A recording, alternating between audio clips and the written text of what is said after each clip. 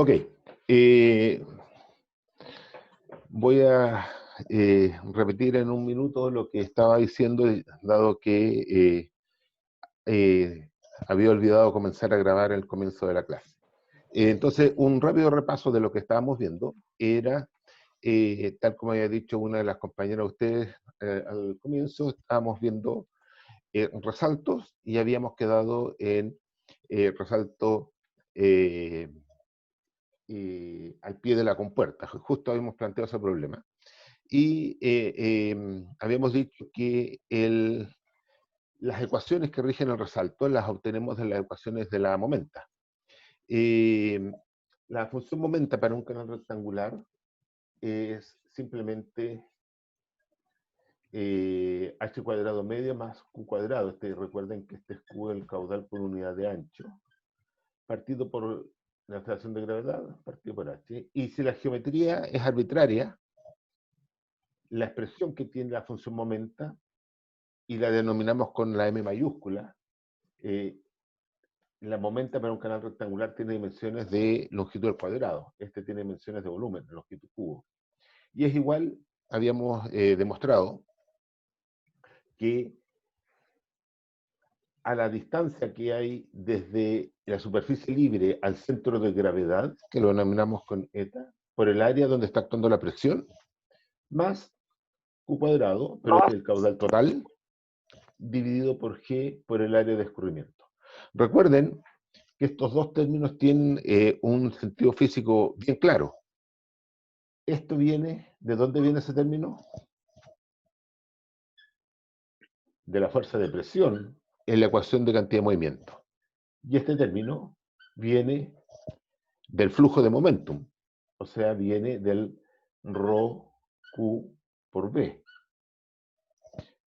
O sea, en la función momenta tienen que tener claro eso, que este término, o en el caso del canal rectangular, el h cuadrado medios, nos está indicando la importancia de el término asociado a la fuerza de presión.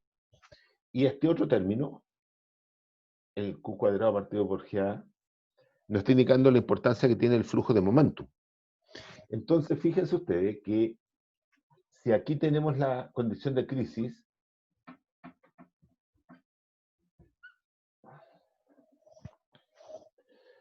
acá están los flujos subcríticos o de río. Son H mayor que la altura crítica. En esta rama está mandando este término, la fuerza de presión. Y en la rama de abajo manda o domina el término asociado al flujo de momentum. ¿De acuerdo? Entonces, y lo mismo está ocurriendo cuando vemos la energía específica, ¿no es cierto? Un término está asociado a, al trabajo que realiza las fuerzas de presión, porque es la presión en el fondo, y el otro está asociado a la energía cinética, ¿ya? Y en el caso de la energía específica, el E, ¿no es cierto? E en un canal rectangular, pongámoslo, Q cuadrado partido por 2GH cuadrado. Este término viene del trabajo que realiza la fuerza de presión. Acuérdense que es la presión en el fondo partido por gamma. Y este otro viene del B cuadrado partido por 2G, la energía cinética. Y lo mismo, este término, la energía cinética, domina cuando estamos trabajando en un diagrama HE. Aquí está la crisis. Este término domina en la parte supercrítica y este otro domina ahí arriba. Y aquí tenemos Freud igual a 1. Ya. Eso es como un rápido repaso. Y habíamos quedado en la clase pasada planteando un problema en el cual decíamos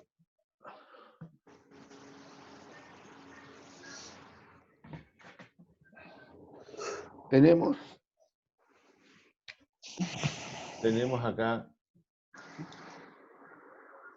un canal con una compuerta que nos está forzando a tener acá, voy a poner acá mejor, un H1 menor que la altura crítica y acá un H2 mayor que la altura crítica. Este H1 está impuesto por la condición de borde de aguas arriba que da la compuerta. Este H2 está impuesto por la condición de borde de aguas abajo que lo pone el vertedero. Y la única manera de compatibilizar los dos, ¿no es cierto?, es mediante un resalto. Pero, si hay un caudal que viene por acá, hay solo una combinación de H1 y H2 que asegura que el resalto se lo esté generando, ¿no es cierto? Y es cuando M1 igual a M2. Y si eso ocurre, podemos ocupar, ¿no es cierto?, la ecuación de Belanger para conocer las alturas conjugadas del resalto. Acuérdense que decíamos la altura H1 partido por H2, lo podemos escribir solo trabajando con M1 igual a M2 y despejar un medio raíz de 1 más 8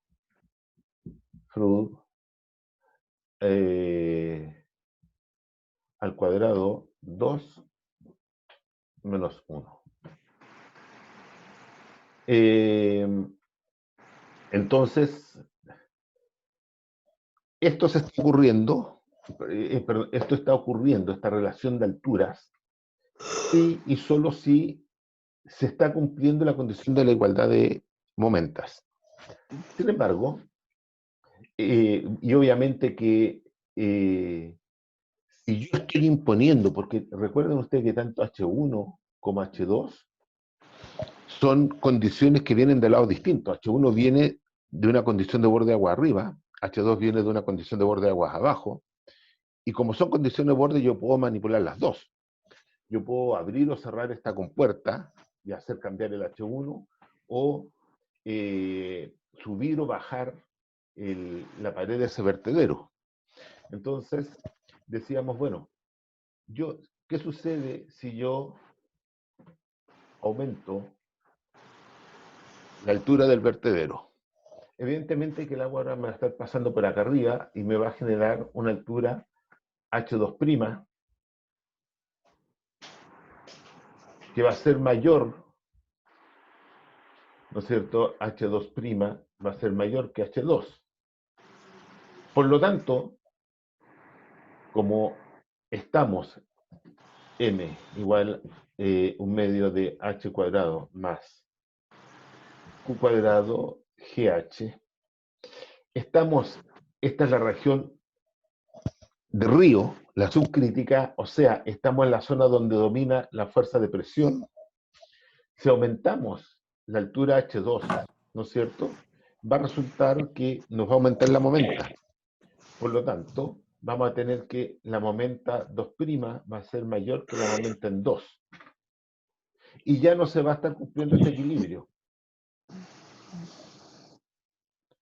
Y quedamos en la clase pasada que la única manera de que este M2' sea igual a la momenta en 1 es que aparezca un término acá. Tiene que aparecer acá una cierta fuerza. La única manera de... Cuando es M2' mayor que M2, y esto es igual a M1, hay una fuerza de presión acá que le está ganando, ¿no es cierto?, la fuerza de presión más el término que tiene que ver con el flujo de momento, que le está ganando a lo que viene desde agua arriba. Por lo tanto, se nos va a desplazar.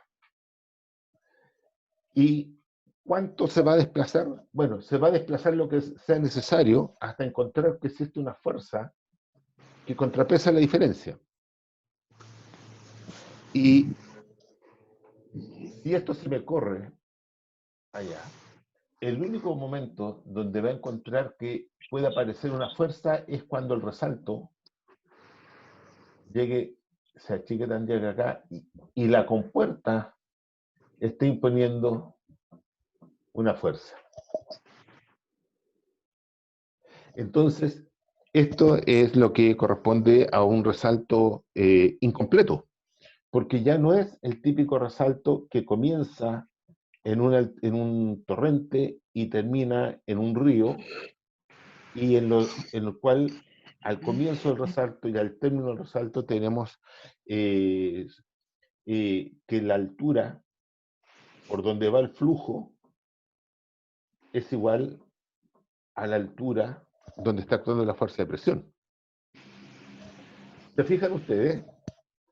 El flujo, acá, bueno, acá se genera un remolino, pero el flujo efectivo pasa solo por esta sección, este flujo y que después se expande. Entonces, acá ya estamos teniendo en la sección 1 dos alturas importantes, digamos. Una que tiene que ver con la altura asociada por donde está pasando el flujo, y otra altura que nos tiene que ver hasta dónde llega la superficie libre. Entonces, como ya se ha enredado mucho el dibujo, voy a ahorrar todo y voy a hacerlo de nuevo, de tal manera de aclarar un poquito eso. Entonces, la situación que estamos teniendo, acá, aquí está la compuerta.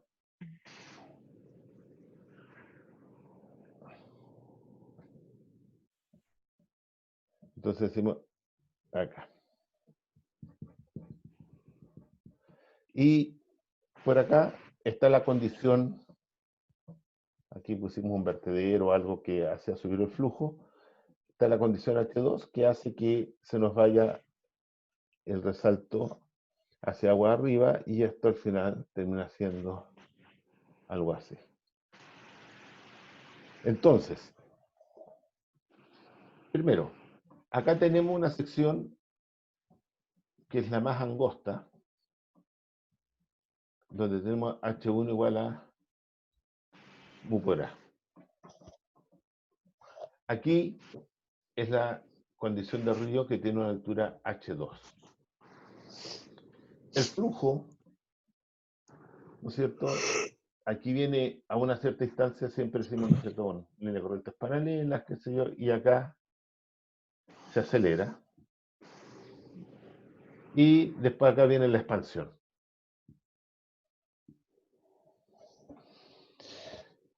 Ahora, en la zona más angosta, que esta es la zona de lo que se denomina la vena contracta,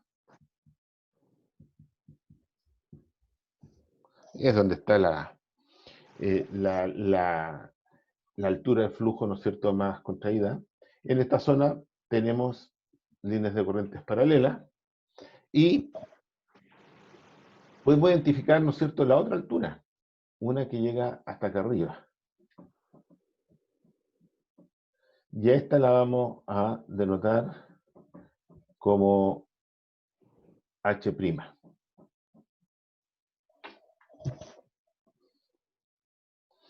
Entonces, si yo denomino acá, por acá, digamos, donde están las líneas de corrientes paralelas 0, acá esta va a ser la sección 1, mejor pongo arriba, 0, 1, y acá donde tenemos nuevamente líneas de corrientes paralelas, y por acá, ¿no es cierto?, la sección 2.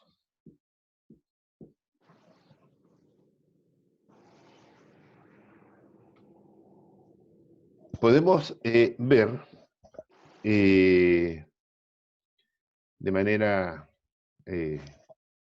fácil, ¿no es cierto?, que entre 0 y 1 el flujo se nos está acelerando. ¿De acuerdo? ¿Están de acuerdo o no? Sí.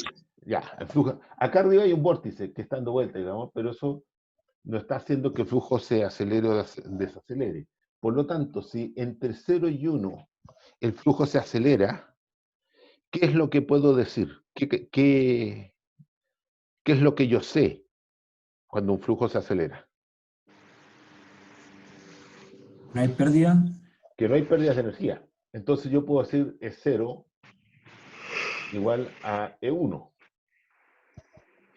Pero evidentemente que si aquí yo tengo puesto una compuerta,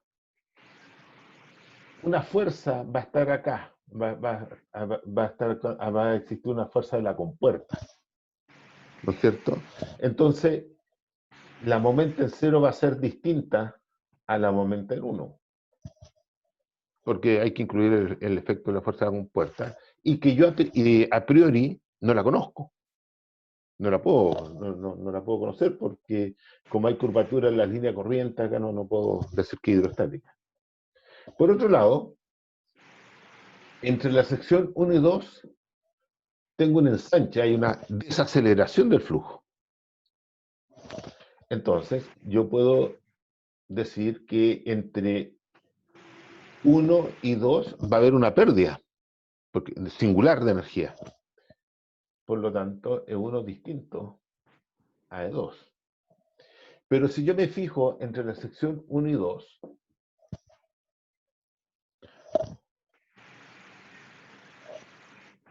si la distancia, bueno, y siempre estas distancias son relativamente cortas, el canal es horizontal,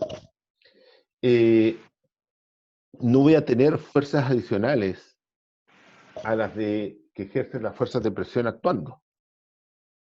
Por lo tanto, yo voy a tener que M1, pero ahora un M1 considerando que hay una altura prima, voy a poner M1' igual a M2. Pero ahora esto yo no lo he demostrado todavía. ¿Cuánto vale esta función? Entonces, el problema es simple, porque es cosa de aplicar el teorema de cantidad de movimiento entre las secciones 1 y 2. ¿No es cierto? Si aplicamos el teorema de cantidad de movimiento entre 1 y 2, ¿qué tenemos? Que la suma en la dirección X, esta es la dirección X, la suma de las fuerzas según X será igual al ρ Q V2 menos V1. Obviamente estamos considerando beta igual a 1, o sea, el coeficiente Coriolis igual a 1. ¿Cuáles son las fuerzas que están actuando? Vamos a tener la fuerza de presión en uno, pero ¿dónde actúa la fuerza de presión? La fuerza de presión está actuando en todo el sector donde hay agua. Todo esto, pongámosle prima. Después, menos la fuerza de presión que hay, obviamente que mi volumen de control es esto está acá. La fuerza de presión que está actuando en la sección 2, FP2, dijimos que ya no hay más fuerza, y es igual a ρ Q B2 menos B1. Pero, ¿cuál es el B1? B1 es la velocidad de donde tengo un flujo efectivo. Este flujo que está acá, como está, es un remolino. El flujo neto de eso es cero. Eso es un remolino que está dando vueltas. Pero donde tengo flujo neto, o sea, todo el caudal que viene desde acá, va a pasar por acá y va a seguir por acá. Entonces, este B1 es el que importa. Y este B1 será el caudal Q dividido por H1. Fíjense que es H1, es esta distancia que H1 dijimos era la distancia que está acá. Esto es H1, que es el mu por A. ¿De acuerdo? Entonces, ¿cuánto vale la fuerza de presión 1? Obviamente que va a ser la presión en el centro de gravedad bueno, 1', vamos a llamar ahí, por el área donde está actuando esa fuerza de presión. Entonces, esta área donde está actuando la fuerza de presión está asociada a la altura 1'. La fuerza de presión está actuando todo acá. Por lo tanto,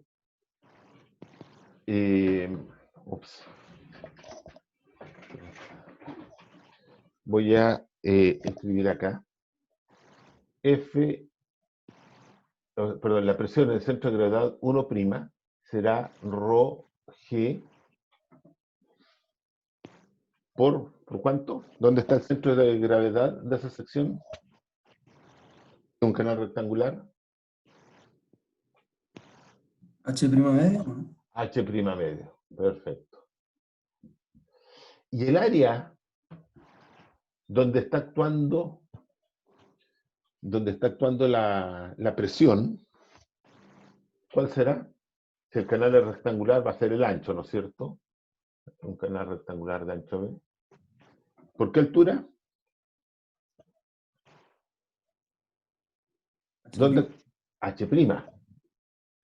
Entonces vamos a tener que la fuerza de presión, 1', será ρ G B H' cuadrado medio. Pero fíjense que el V1, bueno, esto es lo mismo que escribir Q partido por B H1. El V1 es el caudal partido por VH1.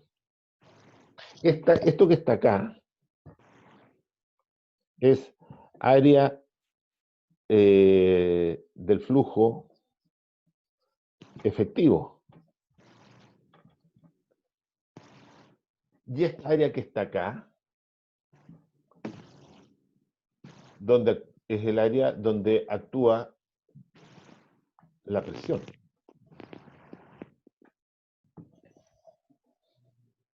¿Se alcanza a ver bien el reflejo no molesta? No, profe. Ya. Entonces, si se fijan, nos cambian las áreas, porque por un lado tenemos que acá, en este término, el área es donde actúa la presión y en el término de la velocidad es el área donde tengo el flujo efectivo. Las dos áreas ya no son iguales, como ocurría cuando teníamos el resalto completo. Ahora, por el lado de H2, acá resulta que el flujo está pasando por todo H2 y la presión también está actuando en todo H2. O sea, el término de la presión de la sección 2 no nos cambia el área, las dos tienen la misma área. Por lo tanto, dado que tengo que borrar a cada rato, y espero no olvidarme de lo que está escrito, yo estoy teniendo que en la sección 1, el término de la presión es ρ G B H' cuadrado medio menos ρ G B H2 cuadrado medios igual al ρ Q. Tenía B2 y B2 es Q partido por BH2 menos B1 que es Q BH1. Obviamente borramos los ρ, dividimos por G, dividimos por B y nos va a estar quedando H' cuadrado medio. Este término lo llevo hacia acá y me queda más. Si dividí por B, me va a quedar el Q minúscula cuadrado. Divido por G, me queda el G también. H1 igual Este sí que no nos cambia, H2 cuadrado medios más Q cuadrado GH2. Entonces, fíjense ustedes que ahora nosotros podríamos estar redefiniendo de una manera distinta la función momenta. Pero eso lo vamos a ver después. Ahora, en este problema, ¿cuáles son los datos? ¿Cuáles son las condiciones de borde? Evidentemente que tengo que tener una condición de borde agua abajo. Y la condición de borde agua abajo puede ser cualquier cosa, puede ser, por ejemplo, acá tengo un vertedero, podría tener una compuerta, pero lo que tenga acá me va a hacer conocer H2. O sea que este término de acá, dado que de alguna manera, por ser una condición de agua abajo, H2 lo conozco. O sea, este término que está acá, el M2, es conocido. ¿De acuerdo? Ahora, ¿qué conozco de la sección 1? ¿Cuál es el dato de la... ¿Qué es lo que yo controlo aguas arriba? El A. H1. H1. ¿Por qué? Porque evidentemente que yo puedo abrir y cerrar la compuerta como yo quiera. Y si yo la abro yo voy controlando esta apertura que hay acá, ¿no es cierto? Eso lo decido yo. Por lo tanto, H1 lo conozco. Entonces, lo que puedo conocer es a qué altura llega la superficie libre, a qué altura llega. Entonces, conozco H2, conozco H1, que es igual a mu por A. Por lo tanto, esta ecuación me permite conocer H'.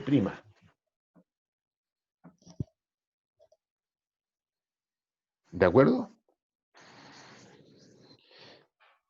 ¿Está claro? Ya, ¿sí o no? ¿Está claro, sí o no? Ya, Sí. sí. Ya, díganme sí. Ya, entonces, súper simple porque acá ni siquiera es una ecuación cúbica, ¿no es cierto? Me queda una ecuación cuadrática, así que no hay ningún problema para obtener el valor de H'. Entonces, si ahora yo conozco H', yo puedo conocer, por ejemplo, H0. ¿H0 lo conozco o no? A ver, ya dije que puedo conocer H0, por lo tanto, obviamente que no lo conozco. Mejor hago la pregunta de otra manera. ¿Por qué yo no conozco H0?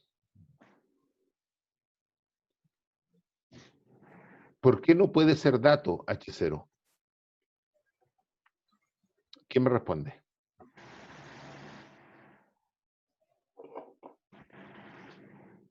Depende de la abertura de la compuerta. Sí, claro, va a depender, pero ¿por qué yo ni siquiera tengo que saber que hay una compuerta? Por lo que hemos dicho desde que comenzamos a ver los canales. Acá yo tengo una condición de río y H0 depende de las condiciones de aguas abajo. Entonces, si se fijan, H0 va a depender, por un lado, de la altura de la compuerta, porque la altura de la compuerta me condiciona el mu por A, y de lo otro que esté pasando que viene acá. H0 al final depende de lo que ocurrió bien aguas abajo, porque esto es una condición de río. Y de alguna manera, lo que ocurre en H0 depende de lo que está ocurriendo en el extremo de más aguas abajo. Entonces, nosotros dijimos, ahora, ¿cómo calculamos H0? ¿Cómo calculábamos H0? ¿Por qué no solo depende de la condición de borde de la compuerta? Igual está agua abajo. Porque, a ver, en cierta manera depende también de la condición de borde de la compuerta, porque, a ver, veámoslo ahora.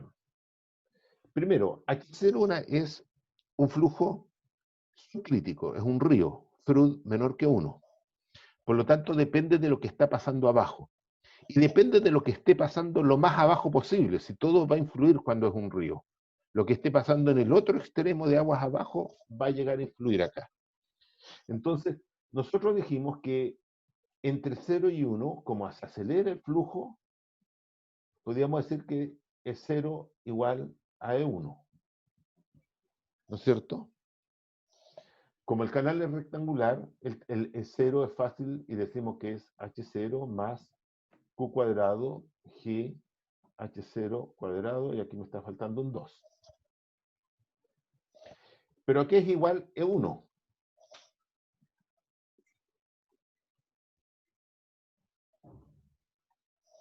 Aquí es igual E1.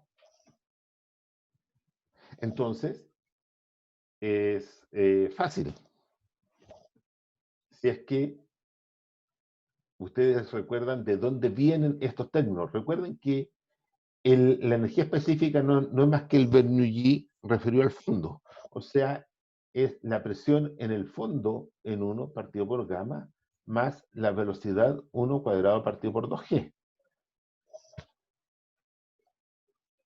Pero la presión en el fondo, en la sección 1, va a ser igual ¿a qué?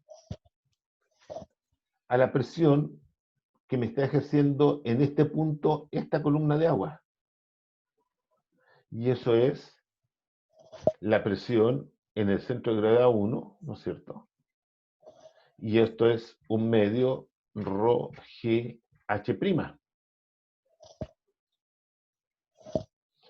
Y B1 será el caudal, digamos el caudal partido por el área 1, el área efectiva de flujo. Y esa área 1 es Q partido por BH1, o lo que es lo mismo Q minúscula partido por H1. Entonces, la ecuación de la energía específica en 1, como me lleva la presión en el fondo de la sección 1, me tiene que llevar este término que está acá. Perdón, aquí me equivoqué. Error. Yo no sé por qué puse que la presión en el fondo era la presión en el centro de gravedad. La presión en el fondo, esto tiene que ser presión en el fondo nomás. Por lo tanto, este medio no va. Claro. Me equivoqué ahí, nadie me dijo nada. Esta es la presión en el fondo. Sí, es la presión acá. La presión en el fondo nos lleva a un medio. Perdón, ahí me equivoqué. ¿Ya? Entonces, reemplazando acá, me queda simplemente H'. Y la velocidad Q cuadrado 2G H1 cuadrado. ¿Se fijan? Entonces, para conocer H0, tengo que resolver esta ecuación que está acá, donde H1 es fácil, porque esto es mu por A. Esto es lo que yo controlo de la compuerta. Y ahí respondo la pregunta que me hizo alguien que no distinguí quién fue, cuando me decía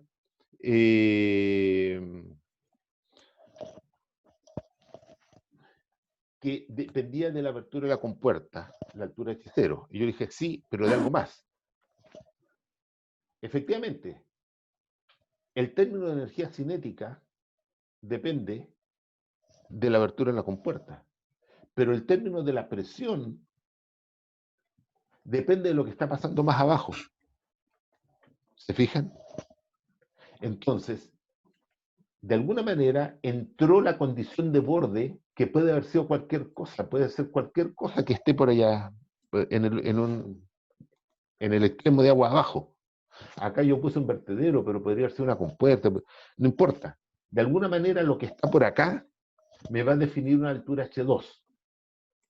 Y esta altura H2, a través de la función momenta, me va a definir cuánto vale H'. Entonces, la condición de borde de aguas abajo para determinar la altura que tengo en la sección 0 tiene dos componentes.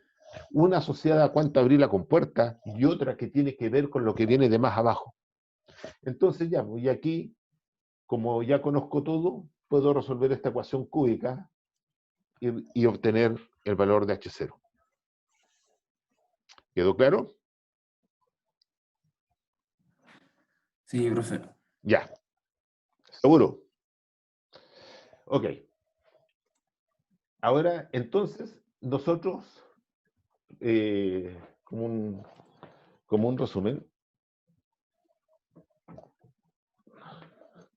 dijimos que para canal rectangular, la función momenta, ahora, fíjense que ya la vamos complicando la función momenta, o no complicando, generalizando, la estamos generalizando. La vamos a escribir como h' cuadrado medio más q cuadrado g por h. Donde h', esto es canal rectangular, ¿no es cierto? Canal rectangular. Donde h' es la altura de la sección donde actúa la presión. Y H es altura donde se tiene flujo efectivo. ¿Y qué llamo flujo efectivo? Que es por donde está pasando todo el caudal que viene desde acá. Insisto, acá hay un remolino, esto está dando vuelta, entonces, si esto está dando vuelta, el flujo neto de esta sección es cero y no contribuye, y todo el caudal pasa por acá abajo. Y este es el caudal que después sigue pasando por acá. ¿Ok? ¿De acuerdo? Ok, pero hagamos algo más entretenido todavía y generalicemos esta función momenta, pero para una geometría cualquiera. Fue una pregunta Sí, que me entró una confusión. Entonces, el criterio para distinguir, o sea, el criterio para ver cuándo usar la energía específica o la momenta es cuando se tiene una pérdida, se usa la momenta, ¿no? exacto. Sí, está bien.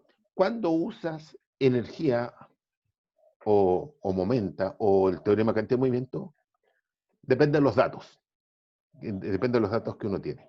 Y efectivamente, si tú sabes, por ejemplo, en este caso particular, que hay igualdad de energía, usas, lo más simple, ¿no es cierto?, es usar la ecuación de energía. Pero si tienes pérdida de energía y tú no sabes cómo cuantificarla así a la primera, así, al tiro piensa en la función momenta. Pero recuerda que la función momenta en general es M1 igual a M2 más un F0.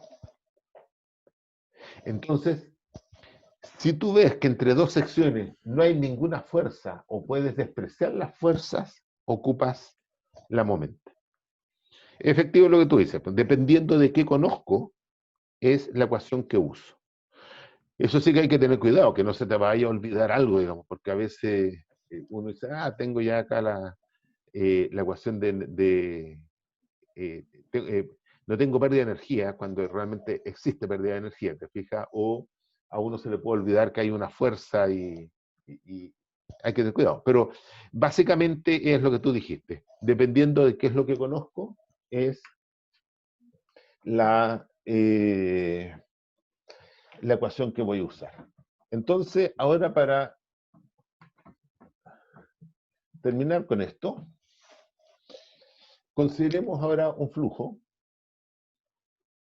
que viene acá al canal, que, a ver, no lo dibujemos con tanta pendiente, porque digamos que viene a hacer eso, para no darle la componente del peso. Y que esto tiene una geometría cualquiera. ¿Ya? Y digamos que por acá, ya, le pusimos una compuerta. Digamos que llegó por acá. Este es el borde de la compuerta. Eso es A.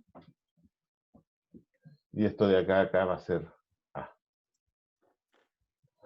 Entonces vamos a tener el mismo problema. Ahí, ¿no es cierto? Aquí está y aquí está el H2.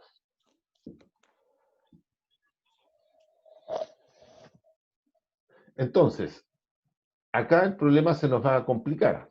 Digamos que voy a dibujar esta sección.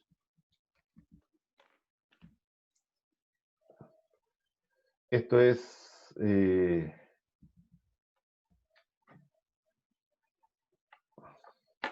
esto de acá a acá va a ser el H', hasta donde yo tengo el agua, después, inmediatamente después de la compuerta. Este es el H', y H2 obviamente es lo que está por acá arriba. ¿Ya? Entonces, si aplicamos el teorema de cantidad de movimiento en esta sección acá, insisto de nuevo, ¿no es cierto? Lo que nos define la longitud del volumen de control es donde tengo líneas de corrientes paralelas, porque ahí es donde yo puedo decir que tengo la hidrostática. Voy a tener que, esta es la sección 1 y esta es la sección 2, la fuerza de presión 1, obviamente teorema de cantidad de movimiento en la dirección X, tiene que ser en la dirección X, menos la fuerza de presión 2, igual ρ Q B2 menos B1. Esta es una geometría cualquiera, ¿no es cierto? Una geometría cualquiera. Por lo tanto, la fuerza de presión en 1 será la presión en el centro de gravedad de la sección 1, digamos que está por acá, CG1, por el área de la sección 1.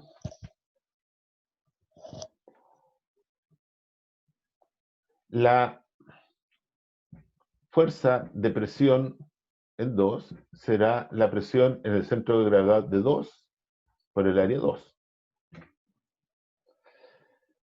El B2, o pongamos B1, B1 será el caudal dividido por el área efectiva por donde está pasando el caudal. El caudal está pasando por acá abajo, ¿no es cierto? Y eso va a ser, vamos a llamar, área 1 efectiva.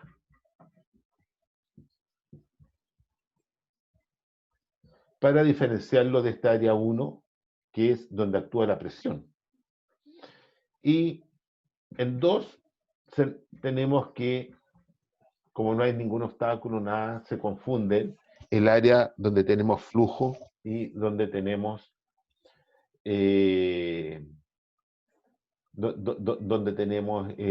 la fuerza de presión actuando. Entonces, podemos escribir que PG1A1 menos PG2A2 igual ρ Q cuadrado A2 menos ρ Q cuadrado A1 efectivo. ¿De acuerdo? Ahora, como se me acabó la pizarra, voy a borrar este pedacito acá arriba. Y voy a borrar esto también. Porque ya reemplazamos todos los términos. Entonces, ahora sigo acá arriba, digamos. Como siempre, junto a cada lado del signo, ¿no es cierto?, los términos que son de la sección 1 y de la sección 2. A1 efectivo va a ser igual a P G2 A2 más rho Q cuadrado A2.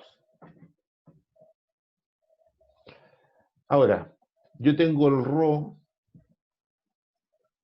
En las ecuaciones de momento anteriores, ¿se acuerdan? Siempre aparecía un dividido por G. Entonces dividamos por rho por G. O sea, dividamos rho por G. De tal manera que aquí me va a quedar P G1 rho por G A1 más Q cuadrado G, el área 1 efectiva de flujo, igual P G2 rho G por A2 más Q cuadrado G por A2.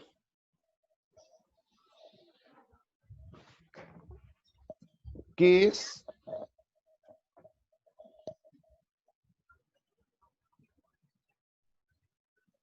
Este término que está ahí. Nosotros habíamos definido que la distancia desde la superficie libre hasta el centro de gravedad de la sección era eta, ¿no es cierto? Entonces yo podría decir que la presión en el centro de gravedad es eta por A. ¿No es cierto? Por lo tanto, este término acá no es más que eta. O sea, puedo escribir eta de la sección 1, porque esta es la distancia que hay al centro de gravedad, así que no tengo para qué ponerle que G a 1, más Q cuadrado G a 1 efectivo, el flujo, área efectiva de flujo, igual, y aquí esto está acá será el eta 2 a 2 más Q cuadrado G a 2. Ahora, este lado no es tan interesante porque resulta que el área donde actúa la presión es igual al área donde actúa el flujo, y se me confunden las dos áreas. Pero este lado sí que es interesante, ¿no? ¿Por qué? Porque en este lado me está distinguiendo dónde actúa la presión y dónde tengo una sección de flujo efectivo. Entonces, a partir de esto, yo puedo redefinir la función de momenta de una manera más general. Entonces, ahora podemos definir para una geometría cualquiera,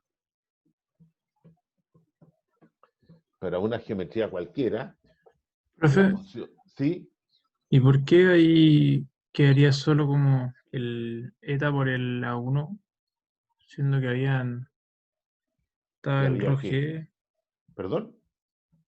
que dijo que la presión en el centro de gravedad era el área por el eta?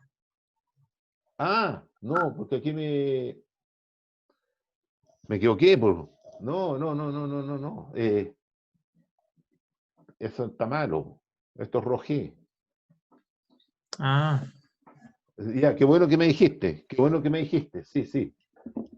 La presión no puede, porque eta por A me da un volumen, no me da presión, ¿no es sí, cierto? Me equivoqué. sí, es Ya, verdad. gracias por corregirme.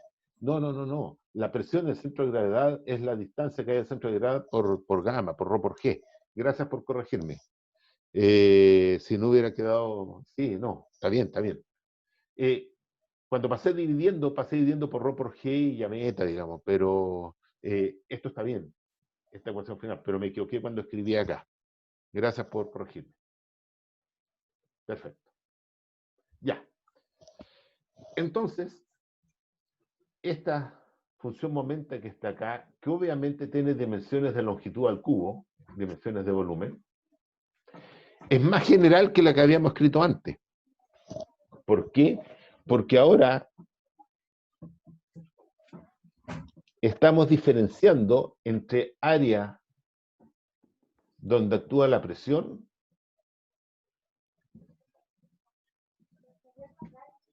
y el área, no pongamos el 1 acá, dejémoslo así, donde está el flujo. efectivo.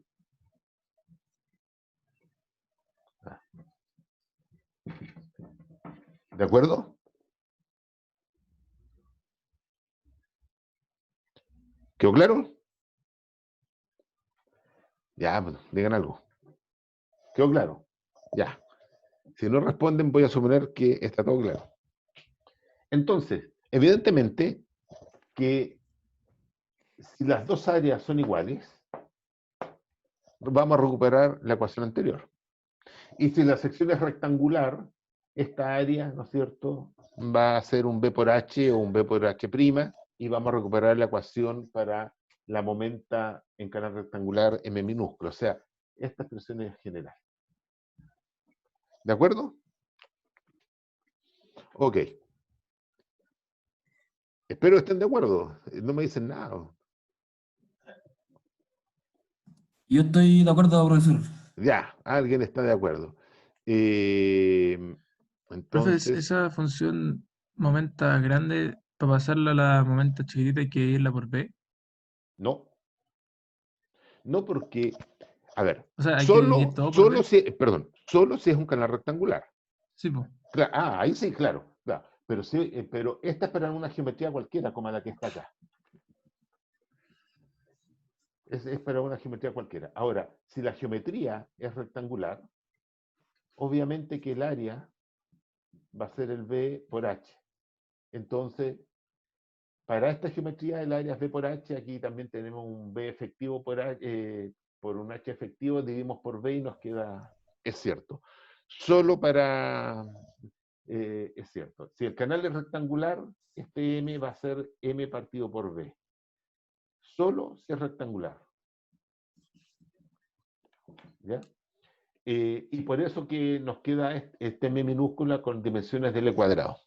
¿Ya? Solo si es rectangular, dividimos por B.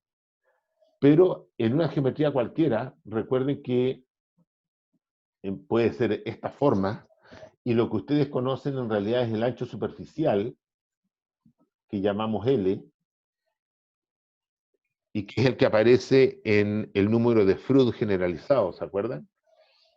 Pero no podemos hablar acá de un ancho, porque en este caso en particular no hay ningún ancho. Si fuera un canal trapecial, podríamos hablar el ancho que tiene el fondo, pero no es el ancho del flujo, ¿se fijan? Entonces, en general, esta es la ecuación, digamos, que hay que usar porque es la más general. Y en el canal rectangular se nos va, si dividimos por B, vamos a obtener el M minúsculo. ¿Estamos de acuerdo ahí? Ok, entonces ahora compartamos la pantalla. Ya. Y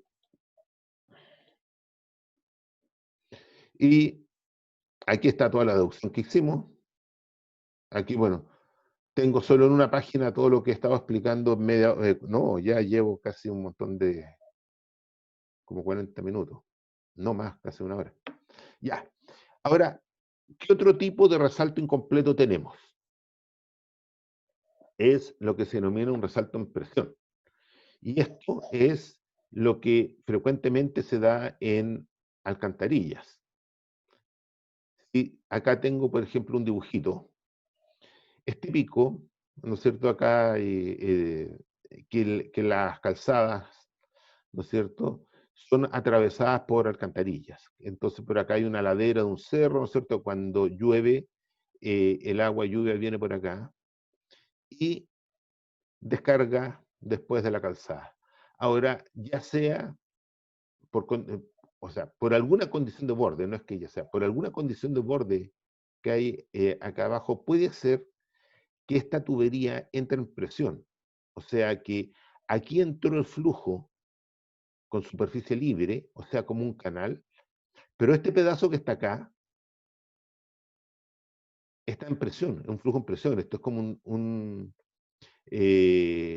flujo en tubería. Entonces, de alguna manera, este torrente que viene acá, este flujo supercrítico, que está condicionado por una condición de aguas arriba. O sea, la altura de esto, la altura de este torrente, tiene que ver con una condición de borde que impulsa acá aguas arriba. Y de alguna manera tiene que compatibilizarse con la otra condición de borde que hay agua abajo, que de alguna manera está siendo forzada por algo o por alguien, que me está diciendo, no, acá yo voy a tener el tubo lleno de agua. ¿Y cómo va a pasar o cómo se van a compatibilizar esas dos condiciones de borde impuestas? Simplemente a través de un resalto. Pero en este caso, el resalto no puede desarrollarse completamente. O sea, la altura conjugada de H1 podría darme una altura que está por acá arriba, pero se encuentra con la pared del tubo y impide que siga desarrollándose hasta tener la superficie libre. ¿Cómo resolvemos el problema? Muy fácil. De la misma manera que resolvíamos este otro, aplicando el teorema de la cantidad de movimientos. Si al final se fijan, lo único que hacemos, lo único que hemos hecho en todo en canales, aplicar continuidad, aplicar energía, aplicar cantidad de movimiento. Todo lo que ustedes ya conocen del curso de mecánica de fluidos. Entonces, si yo tengo acá una sección circular no tiene por qué ser circular, ¿no es cierto? Puede ser cualquier sección, pero que sea cerrada. Y ahora ya no están apareciendo estas secciones que se cierran, o sea, que no van creciendo siempre, como alguien me preguntaba en la clase pasada, y yo siempre dibujaba algo que el ancho superficial iba siempre aumentando con H. Bueno, ahora estamos en uno de los casos en los cuales, a medida que va subiendo la altura del flujo, llega un momento en que el ancho superficial empieza a disminuir. Pero, en este caso, vamos a considerar de que la sección de aguas abajo está llena de agua. Entonces, acá viene el agua por acá y aquí está llena de agua. Acá tengo líneas de corrientes paralelas, acá viene el caudal y acá líneas de corrientes paralelas con el caudal. Y de alguna manera esto pasa acá. Pero a diferencia del resalto completo que hemos estado con el que partimos, acá yo tengo la presión atmosférica, ¿no es cierto? O sea, aquí tengo presión atmosférica, aquí tengo presión atmosférica. Acá, si esto está abierto a la atmósfera, como es el caso de este ejemplo, ¿no es cierto? Que aquí está por acá, abierto a la atmósfera y por aquí yo puedo tener presión atmosférica. Aquí, después del resalto no tengo por qué tener, o sea, no tengo la presión atmosférica definitivamente, o sea, hay algo con un nivel más alto, aguas abajo. Por lo tanto,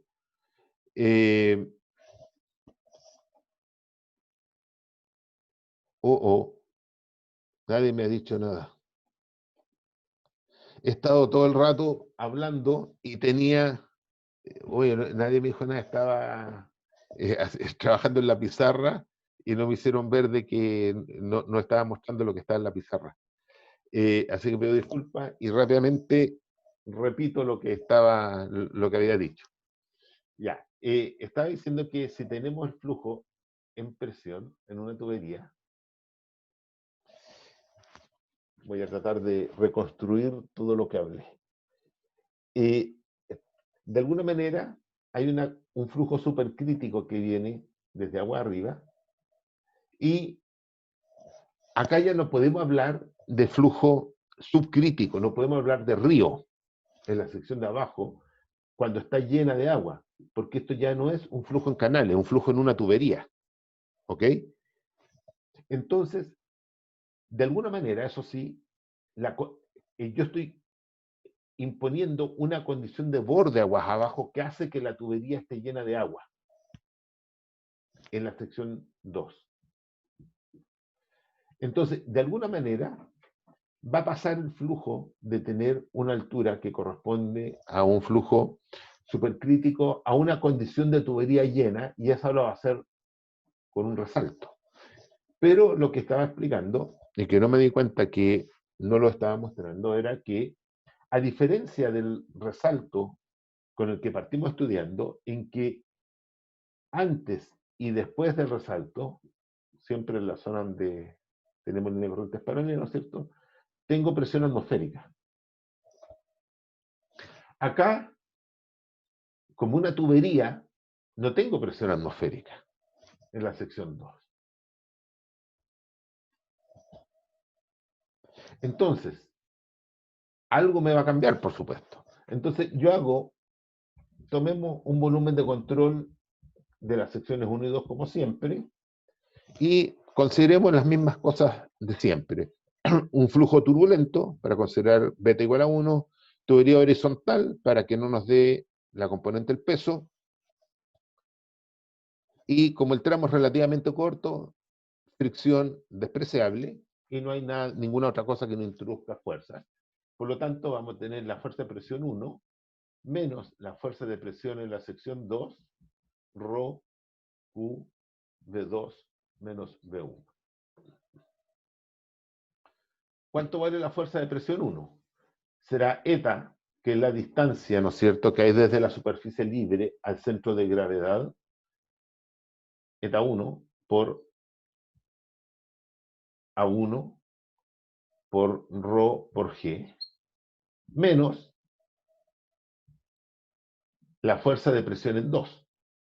Y esto será, aquí sí que no sé, aquí yo no puedo hablar de eta porque eta es la distancia que tengo en la superficie libre, y aquí no hay superficie libre, entonces vamos a dejar la presión en el centro de gravedad de la sección 2 por el área 2. Y lo mismo será ρ Q cuadrado partido por el área 2 menos ρ Q cuadrado partido por el área 1. Como siempre, dividimos por ρg y juntamos los términos de la sección 1 en un lado del signo igual y la sección 2 para el otro lado. Nos queda eta 1 a 1 menos P G2 partido por ρg. Ah, no, pero dijimos que íbamos a juntar los términos, entonces así me ahorro una línea de escribir y este lo paso para allá, más Q cuadrado G a 1 igual, este lo paso hacia allá y lo divido por ρg, P G2 ρg por A2 más ρ Q cuadrado G por A2. ¿De acuerdo? Entonces, ¿ahora qué vemos? Que en el lado izquierdo tenemos lo mismo de siempre. Una momenta, ¿no es cierto?, donde el área de escurrimiento es igual, perdón, el área donde actúa la presión es igual al área donde actúa el escurrimiento y la típica. Pero acá nos cambió. Ahora nos cambió la sección de aguas abajo. Acá tenemos, perdón, este rho no debería haber estado, porque dividí por ρg. Acá tenemos el flujo de momentum, que no nos cambió, pero nos cambió este término de acá. ¿Y qué es PG2 sobre ρg? No es más que la altura de presión.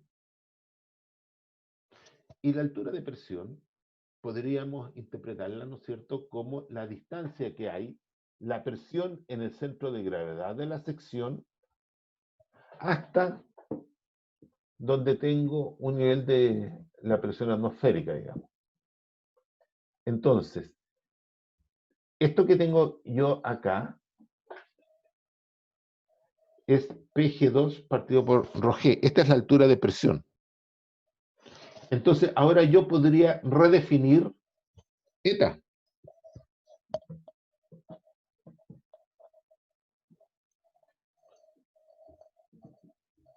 Entonces, yo podría redefinir eta y llamarlo a esto eta 2.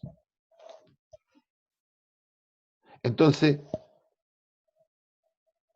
en este caso de acá, eta, si digamos que esto acá, es la distancia que hay desde la superficie libre hasta el centro de gravedad, ¿no es cierto? Este es el eta 1.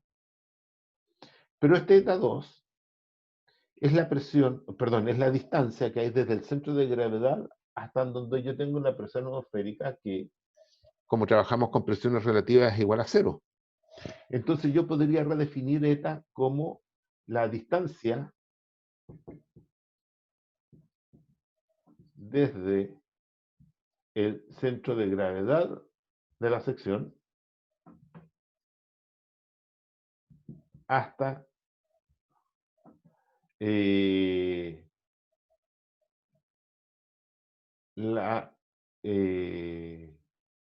hasta el punto, o hasta el punto de presión igual 0. Esta presión es relativa. Entonces, nos queda esta ecuación que está acá, no estaría quedando al lado de acá, no estaría quedando eta 1 a 1 más q cuadrado g a 1 igual a eta 2 a 2 más q cuadrado g a 2. La misma ecuación que teníamos antes, pero ahora teniendo el cuidado de decir, oye, estamos definiendo el eta no ya como la distancia que hay desde el centro de gravedad a la superficie libre, sino que desde la distancia que es del centro de gravedad hasta el punto de presión 0. Y en la sección 1 se me cumple que el punto de presión 0 corresponde con la superficie libre. O sea, no hay ningún... podemos generalizar aún más la ecuación con eso. ¿De acuerdo?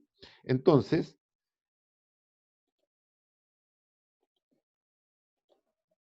eso es lo que está escrito acá. Aquí no hice el cambio, no puse eta 2, pero es una forma de generalizar. ¿Ok?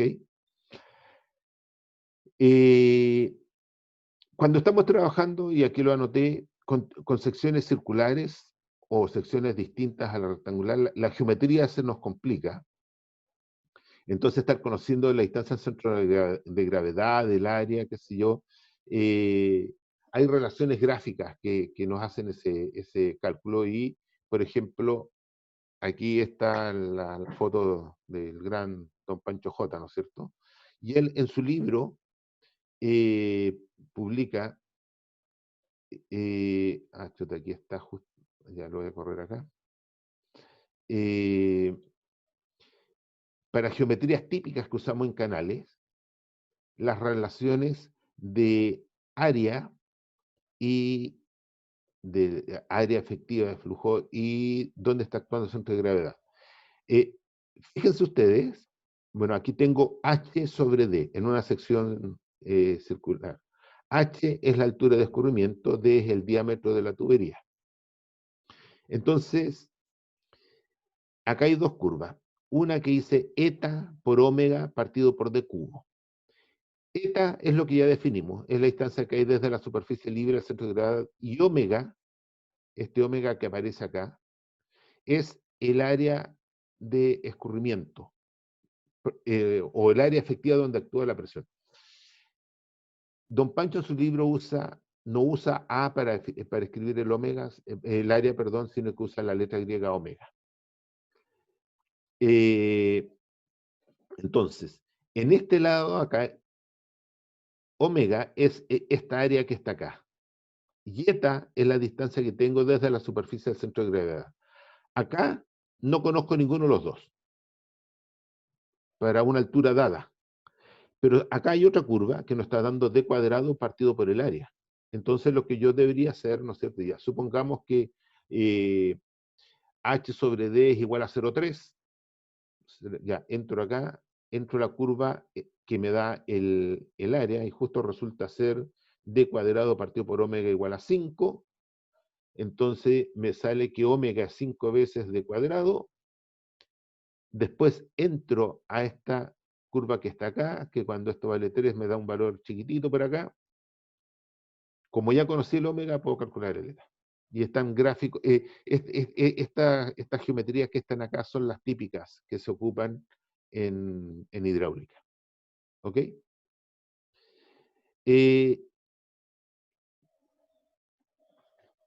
Ya son las 10, así que tenemos que cortar acá. Lo que viene súper fácil es longitudes del resalto, y eso lo vemos en la próxima clase. ¿Ok? ¿Alguna pregunta, consulta? El día viernes van a tener una clase auxiliar donde van a haber problemas de resaltos y resaltos incompletos. ¿Ok? Ya, ¿alguna duda? Consulta. Bueno, si no hay duda ni consultas, yo a las 10 tengo otra reunión, así que tengo que conectarme, quedamos hasta acá, y que les vaya bien en lo que va quedando la semana. Chao, chao. Ya, profe. Chao, profe. Chao, profe, que le vaya bien. Igual a ustedes, que lo vaya bien.